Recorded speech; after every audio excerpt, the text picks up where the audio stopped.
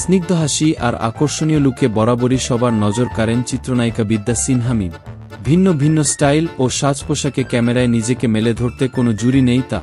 তবে অভিনয়েও কম যান না তিনি। ক্যারিয়ারে বেশ কিছু সিনেমায় অভিনয় করে দর্শকদের মনে জায়গা করে নিয়েছেন এই নায়িক। এবার নতুন একটি লুকে নেটিজেনদের দৃষ্টি কেড়েছেন মিম।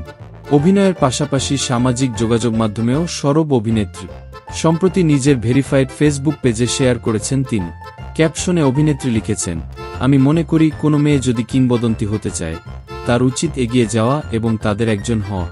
ওই ছবিগুলোতে দেখা যায় অবকাশ যাপনে মরুর দেশ দুবাইতে গেছেন মিম।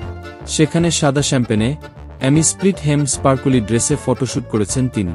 মাথায় বেঁধেছেন লাল গোলাপের খোপা, মুখে ভিন্ন স্টাইলে মেকআপের সঙ্গে লাল স্টোনও লাগিয়েছেন অভিনেত্রী। এদিকে ঘোড়ার সঙ্গে খুনসুটিতে মেতেছেন অভিনেত্রী, গলায় হাত বুলিয়ে দিচ্ছেন। মিমের এমন লুক বেশ প্রশংসা কুড়িয়েছে নেটিজেনদের। একজন লিখেছেন, মাশাল্লাহ, অসাধারণ লাগছে তোমার। আরেকজনের ভাষ্য, হলিউড অভিনেত্রীদের মতো লাগছে। বাংলা ফিল্ম ইন্ডাস্ট্রিতে অনন্য রূপসী নায়িকা হিসেবে রূপের দ্যুতি ছড়াচ্ছেন বিদ্যা সিনহা সাহা মিম। ইফলিক্সের পক্ষ থেকে রইল অসংখ্য শুভকামনা।